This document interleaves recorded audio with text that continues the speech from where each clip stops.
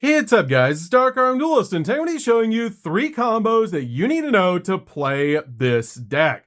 So without further ado, don't forget to like, comment, subscribe, hit the bell there so you can become part of the notification squad, and definitely check out the Patreon in the description below for all those awesome rewards. Like your name, description, every single video, getting assigned cards in the mail, and even getting to request a deck profile every single month you're a patron. If you guys would like to check out the deck profile used in this video, as always, it is down in the description down below. So without further ado, let's get straight on into the combos. So for our first combo, guys, we're going to start off with Heart of the Blue Eyes, which is actually based on Grandpa's Blue Eyes White Dragon.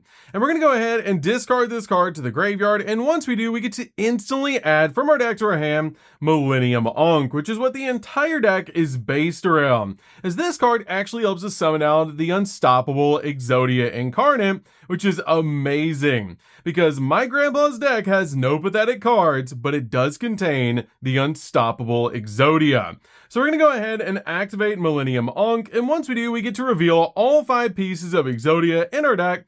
And once we show that we do have all 5 pieces, we get to instantly summon the unstoppable Exodia Incarnate.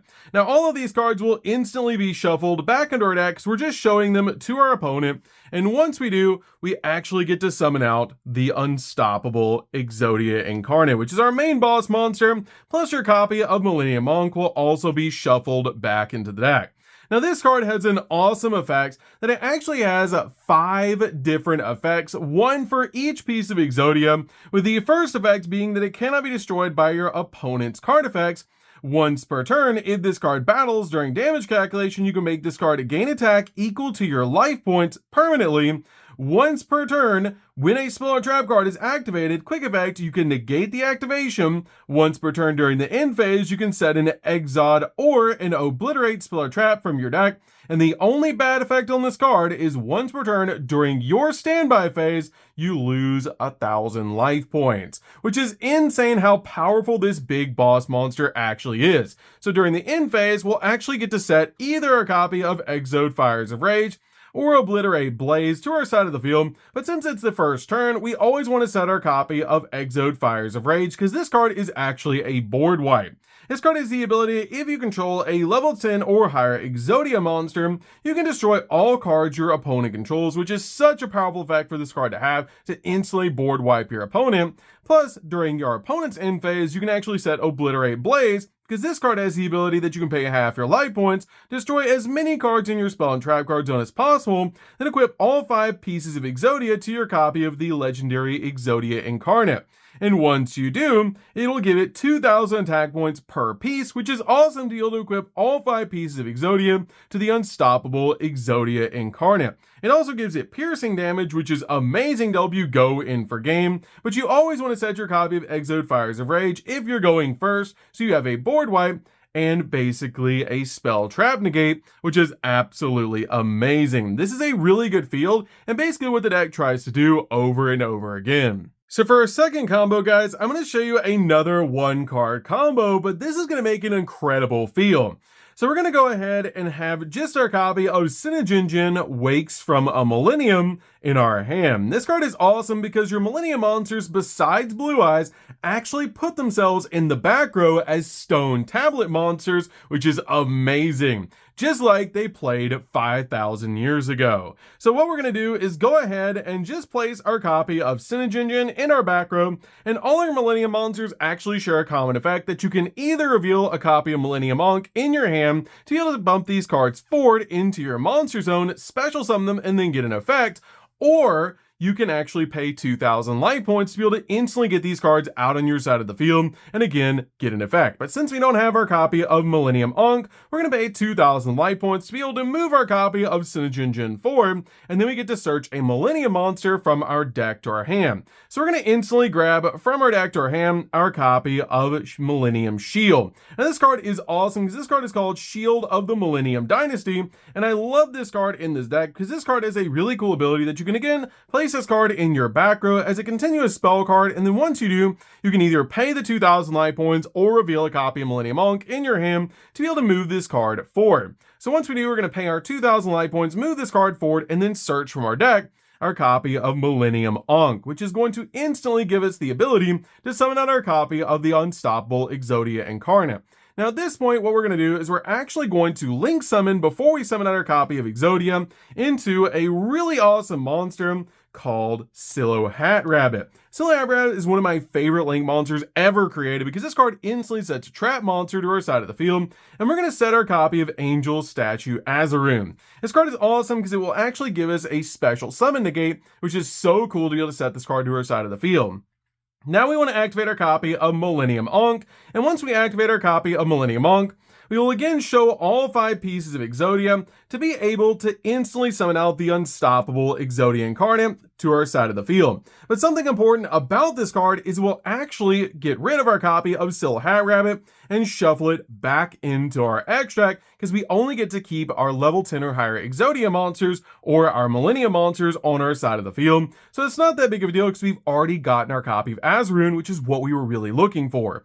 So now at this point, what we're going to do is we're going to go ahead and put all 5 pieces of Exodia back in the deck because we did show them to our opponent. So we have confirmed that we do have them. And once we do that, we're going to go ahead and summon out our copy of the unstoppable Exodia Incarnate, which is awesome to instantly get this card out on our side of the field because during the end phase, we will again get to either set our copy of Exode Fires of Rage or Obliterate Blaze, which is awesome to get either of these cards out on your side of the field to basically just set up your plays. Again, you always want to set your copy of Exode Fires of Rage to your side of the field because if you do this, now at this point, we have a copy of a special summon negate that will summon itself to our side of the field as a trap monster, and we have a board wipe and a spell trap negate of a single copy of our Synogen Jin. So for our next combo, guys, we're going to start off with Golem that guards the Millennium Treasures and a copy of Exodia the Forbidden One. Now this could be any monster in the entire deck that you have in your hand, but we're going to start off with one of the Exodia pieces in our hand for this particular combo. Now this is a little bit more of a weird combo for the deck because it doesn't come up that much, but it's something that I have found that actually comes up, and the reason that this combo doesn't come up that much is because of this. And I want to take a quick note to show you guys how consistent this deck actually is, that this deck actually has 4 different 1-card starters. These are all 1-card starters for the entire deck to get to your copy of Ankh. Your copy of Synogen Jin will get to your copy of Shield. Shield searches Ankh. Blue Eyes also searches Ankh, and Ankh is a 1-card combo to be able to summon out the copy of the unstoppable Exodia Incarnate. So that's what's so consistent about this deck, is in this deck you have 12 1-card starters in this particular deck that you can start with any of these cards to be able to get to your copy of the legendary Exodia Incarnate, which is amazing to be able to summon out our big boss monster. So let's go ahead and go into this combo. So what we're going to do is we're going to start off with our copy of Golem that guards the Millennium Treasure and our copy of Exodia the Forbidden One. And what we're going to do is place our copy of Golem in our back row.